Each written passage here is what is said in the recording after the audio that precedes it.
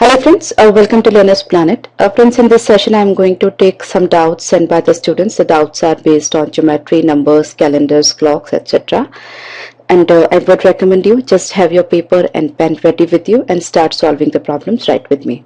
Okay, so let's take the first one. First of all, let's see this problem. Here, in the given figure, O is the center of the circle and AC is the diameter.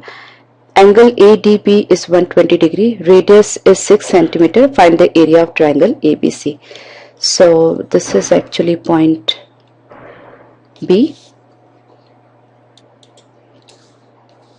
Now angle ADB is 120 degree. If this angle is 120 degree, that means this angle must be 60 degree because ADBC is a cyclic quadrilateral because all the four vertices are on the circle. If it is a cyclic quadrilateral, then sum of opposite angles must be 180 degree. So if it is 120 degree, it has to be 60 degree. Okay. Similarly, AC is diameter. That means this angle B is the angle on semicircle. That means it has to be 90 degree. So it is a 90, 60, 30 triangle. Okay. Now radius of the circle is given, that is 6 centimeter. That means AC must be 12 centimeter. That means hypotenuse of this triangle is 12 centimeter. Now we want to find out the area of this triangle ABC. That means we need to know AB and BC, right? Now AB is what? Base of this triangle, right? So relationship between base and hypotenuse is given by cos theta. So cos 30 degree, that is root 3 by 2 is equal to base by hypotenuse, so AB by 12. So AB is equal to 6 root 3. So base is 6 root 3. Similar relationship between BC, that is perpendicular, and hypotenuse is given by sin theta. Now sin 30 degree is half. So half is equal to BC by 12. So BC is equal to 6. So area of this triangle will be half AB into BC. So half into 6 root 3 into 6. So that is 18 root 3 square units. That will be the area of this triangle, right? So quite simple. Now let's see this problem. In this figure, ABCD is a rectangle in which length is twice its breadth. H and G divide the line CD into 3 equal parts. Similarly, points E and F trisect the line AB. A circle is circumscribed by a square PQRS which passes through the points E, F, G, H. Find the ratio of area of circle to the rectangle.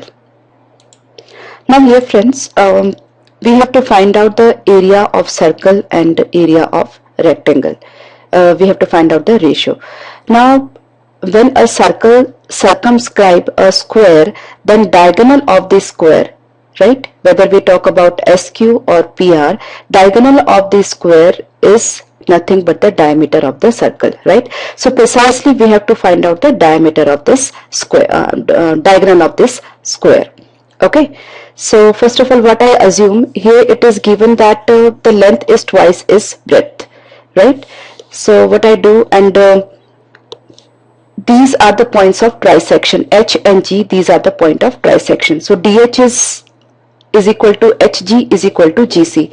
So I assume this to be X, this to be X, and this to be X, right? So DH is X, HG is X, and GC is X. That means the total length is 3X. That means this must be 3X by 2 because length is twice its breadth. So length is 3X, breadth is twice X.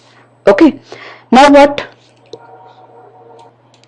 We know the area of this rectangle, that is 3x into 3x by 2. Now we have to find out the area of the circle. For that we need to find diagonal of the square, right? Now diagonal of the square, that is, I just draw a fair line.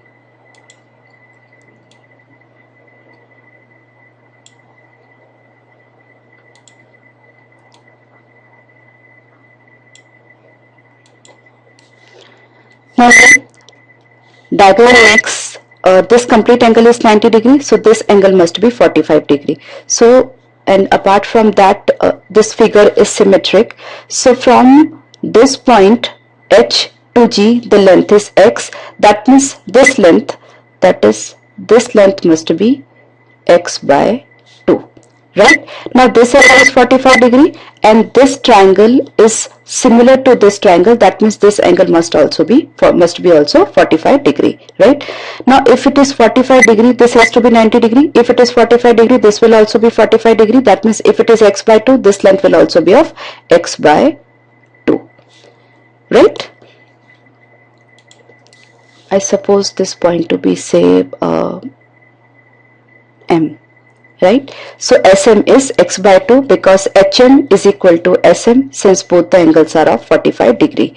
Right? So this length is x by 2. Now from this point to this point, the total length, the height or the length, what we can say is 3x by 2 from this point to this point. That is nothing but the breadth of the rectangle. Right? Again, figure is symmetric. So this length will be equal to this length, right? This is the middle line of the rectangle. So the total length is 3x by 2. That means from this point to this point, it must be 3x by 4. Right? So from this point to this point, the total length is x by 2 plus 3x by 4. Or we can say 2x by 4 plus 3x by 4, that is 5x by 4. That is the length from this point to this point. That means the total length of the diagonal will be 2 times this, right? This is what the diameter of the circle, right? So radius of the circle will be this only, 5x by 4. Now we have to find out the area of circle and rectangle.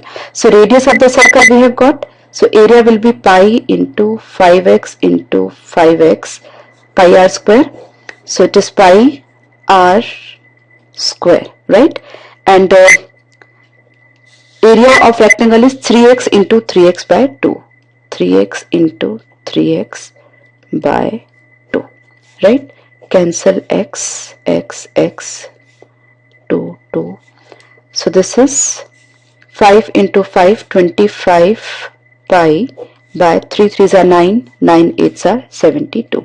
So 25 is to 72. That is the ratio of area of circle to rectangle. Okay, so that was pretty simple. You can see hardly any paperwork is required. The problem is literally conceptual. Okay.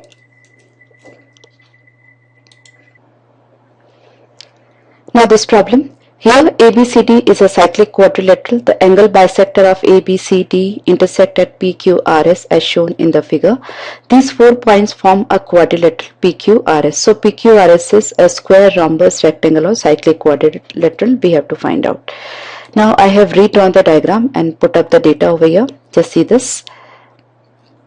Here, see the first basic property is the sum of opposite angles of a cyclic quadrilateral is 180 degree. So this complete angle plus this complete angle is 180 degree, right? And since this is angle bisector, I assume this complete angle to be A and this complete angle to be B. So this will be A by 2 and this will be A by 2, right?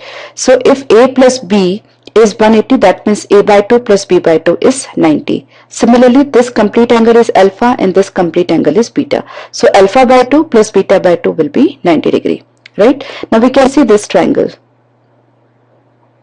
Okay, now if this angle is beta by 2, this angle is B by 2, that means this angle must be 180 minus B by 2 plus beta by 2, right? Now this and this, both of them are vertically opposite angle. So this angle and this will be same. So this angle is also 180 minus B by 2 plus beta by 2.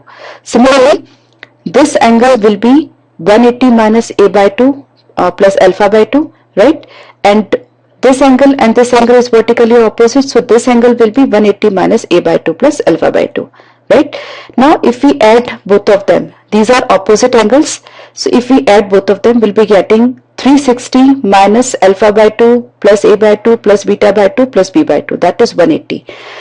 From here we can see if we add both of them, we'll be getting A by 2 plus alpha by 2. So precisely sum of these two angles is 180 degree. Similarly, sum of these two angles will also be 180 degree because a quadrilateral has to be total angle sum as 360 degree, right? So if opposite angle sum is 180 degree, so it will be definitely a cyclic quadrilateral. Now cyclic quadrilateral, it is for sure. Okay, as far as square, rhombus and rectangle are concerned, we cannot say, because even in all these cases sum of opposite angles are 90 degree, 180 degree. But since we do not know the sides, length of the sides in any of this case, so we cannot comment upon whether they will be square, rhombus or rectangle, right? But this will be a cyclic quadrilateral, that is for sure. Fine. Now we have some problems based on numbers. Here, the least number to be added to 3545 so that 65 divides the result exactly is. Okay, the problem is very simple. If you are conceptually clear, then this problem can be done in 15-20 seconds. You must be knowing the divisibility rule of 13. As I have already discussed the divisibility rule in our basic session, basic quant session, divisibility rules. See, 65, first of all, just go for the co-prime factors. That is 13 and 5. Right?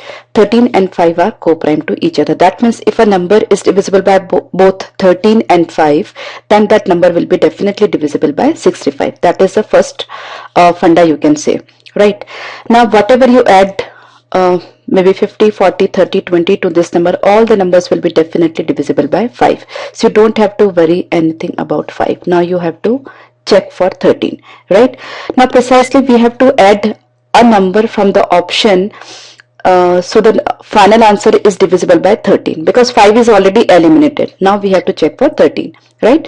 Now what is the divisibility rule of 13? As I have discussed in the basic session, from here, so this is the number 3545. Start making set of 3 from unit digit. So this is one set and this is number alone. Right? 545 minus 3, right? From this set, deduct this set. So 545 minus 3 is 542, right? If it is 0, then this number is definitely divisible by 13. If it is not 0, then let's see what happens. So if 542 is divided by 13, 13 4s are 52, 2 and 2, 22 is left. That means finally 9 is the remainder. That means 3545 is actually 13x plus 9 format. Right? That means if you divide 3545 by 13, 9 will be the remainder. Right? So if you add 30 to this, right? So what it will be? 13x plus 39. Again 39 will be multiple of 13. So if you add 30 to this number, that is 3545, the number will be divisible by 13. Right? From 5 it is already divisible. Now it will be divisible by 13 also. So precisely it will be divisible by 65. So what you have to add? 30. And simply we have put up the rule, divisibility rule of 13 over here. Right? So if you know the divisibility rule, then this problem is of 15 to 20 seconds, not more than that. Okay? And here I just go for a quick recap. Make a set of 3, 3. Make sets of 3, 3 numbers. 545 minus 3, 542. So divide 542 by 13 to get the remainder. The remainder will be same when you divide this 3545 by 13. Right? So here we are getting the remainder as 9. So this number is actually 13x plus 9 format. So if you add 30, it will be 13x plus 39 format. So 13x plus 39 is definitely divisible by 13. So 13x plus 9, that is 3545, plus 30, if we add, the complete number becomes divisible by 13. Okay. Similarly, you can see this problem 87. We have to find out 87 co-prime factors, 29 and 3. That means this number should be divisible by whatever you add in this, the number should be divisible by 29 and 3 both. Right? So let's see whether this number is divisible by 3 as of now or not. So it is 8 plus 2, 10 plus 6, 16, 17 plus 4, 21. So sum of all these digits is 21. That means this number is already divisible by 3, right?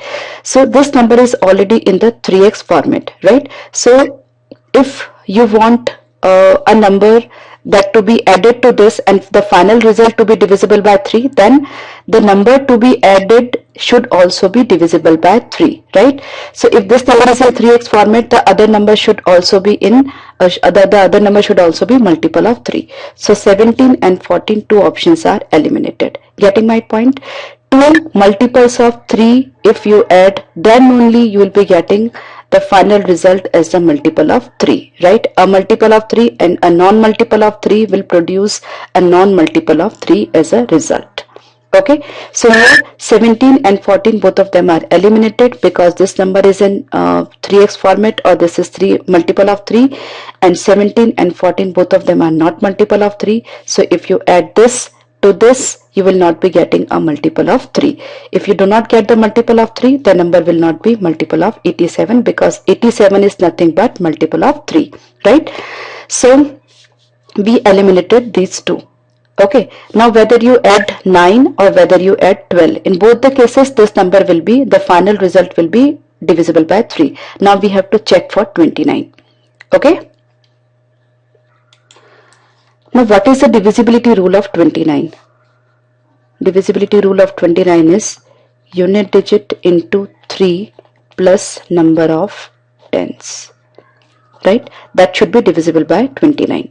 Okay, unit digit into 3 plus number of tens. Okay, if it is divisible by 29, then the entire number will be divisible by 29. Okay, so what I do, since now I am left with only two options, 12 and 9, I choose one of them and check whether it is divisible by 29 or not. If it is divisible by 29, then we will mark that as answer, and if it is not divisible by 29, then obviously the left one is the answer, right? So 2, 8, 6, 1, 4, I add 9. So it is 2, 8, 6, 14 plus 9, that will be 623.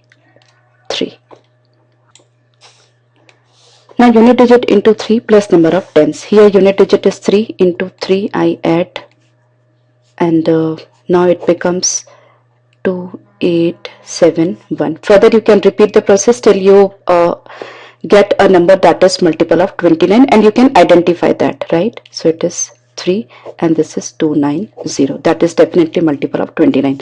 That means 28623 is multiple of 29. That means if we add 9, we are getting the answer to be multiple of 29. So this is the correct choice. No need to check for 12. Okay. Now let's see this problem. What will be the smallest number that must be subtracted from this so the remainder is exactly divisible by 54? Now 54 is what? 27 into 2. That means we have to subtract a number from this. So the resultant is multiple of 27 and 2 both as well, right? Now all of them are odd number minus odd number, the resultant will be an even number. So resultant in any case, whether we choose any option, it is definitely divisible by 2. So now we have to check for 27, and 27 is what? Multiple of 9, right? So let us see which of them produce a multiple of 9. Right, so 24305, it is divisibility rule of 9 is what? Sum of digit must be divisible by 9. So 4 and 3, 7 into 9 plus 5, 14. That is, so it is 9x plus 5 format, right? That means this number when divided by 9 give 5 as the remainder, right? So if we delete 5 from this, the remaining or the result will be divisible by 9, obviously. So we can delete 5. Right, so if number is 9x plus 5 format, you cannot delete any other number to get a multiple of 9, right? So no need to work till 27. You can eliminate the 3 option even for 9, right? So if the number is not multiple of 9, it in any case it cannot be multiple of 27. Okay, so this is the correct choice. Now this is, what is the least number by which 84 must be multiplied in order to produce a multiple of 128? Now 128 is what? 2 raised to 7, right? That is 64 into 2, or we can say 2 raised to 7. And this 84 is 21 into 4. So that is actually 21 into 2 square. So we want a number to be multiple of 128. That means we need at least 2 raised to 7. This really doesn't matter, because if we have 2 raised to 7, then any multiple of 2 raised to 7 will also be multiple of 128, right? So here we are having 2 square and we want 2 raised to 7. That means it has to be multiplied by 2 raised to 5. Okay, the least number. So that is 32. Okay, so I hope you are getting it. Now we have this problem from clocks. A watch gains uniformly is 5 minutes slow at 8 o'clock in the morning on Sunday, and it is 5 minutes 48 seconds fast at 8 p.m. on following Sunday when it was correct, right?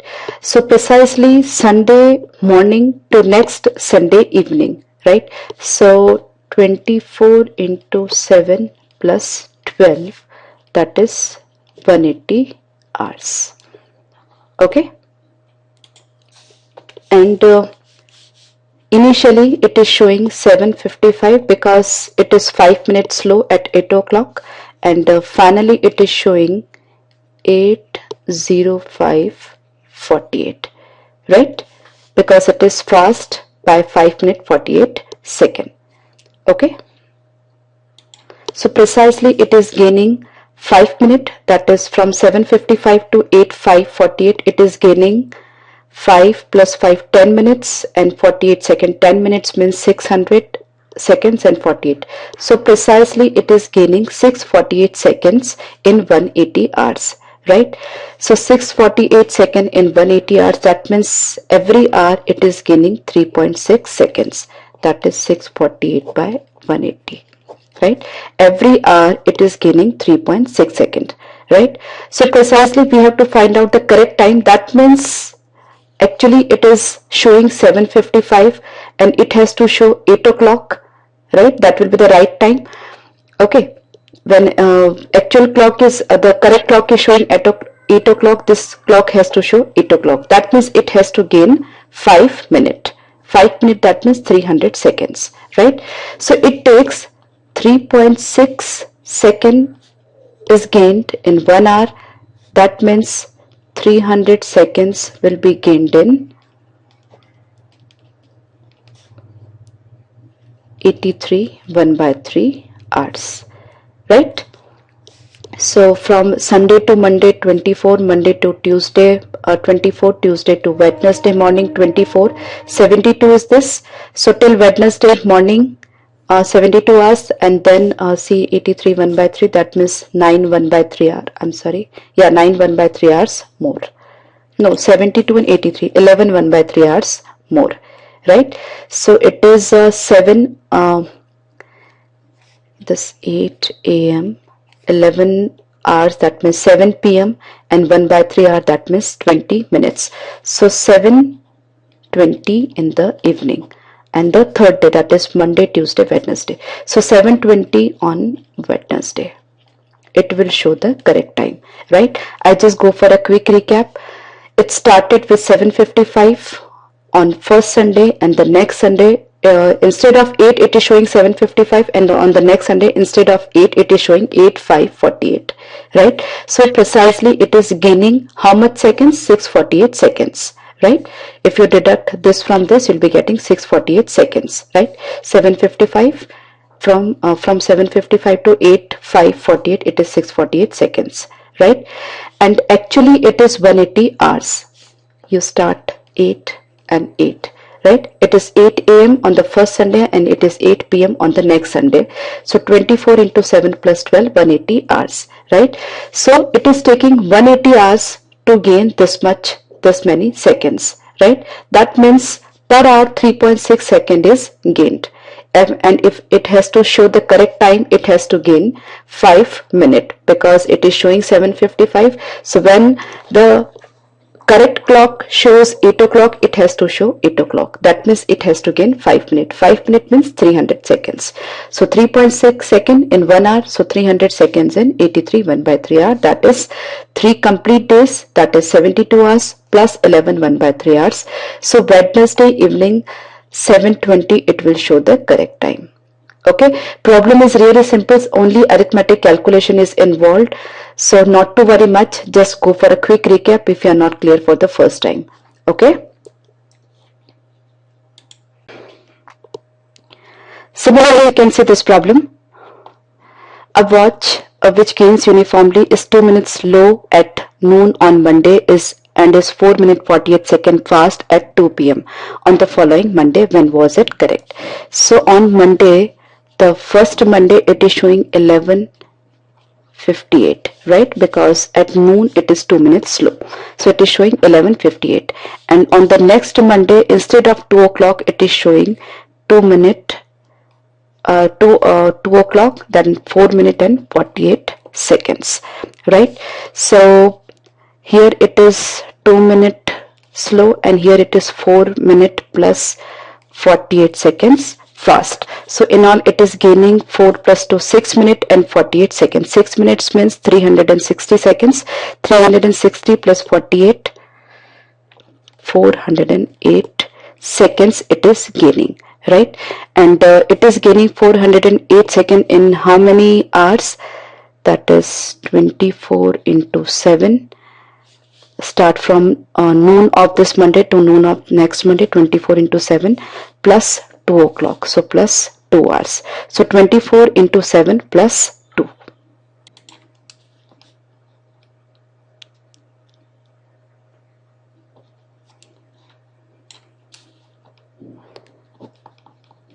So it is 170 hours. So 408 seconds are gained in 170 hours. So 408 by 170 seconds per hour, right? Now to show right time, it has to gain 2 minutes, because when it is 12 o'clock, it is showing 11:58. That means it has to gain 2 minutes, right? And it is gaining 408 seconds in 170 hours. So 2 minutes, that means 120 seconds. So 408, sorry, 120 by 408 into 170 hours. Okay. So it is 120 by 408 into 170 hours. It will take to gain 120 seconds, and then at that time it will show the correct time. The problem is quite similar to this previous one, right? So it is 3.4.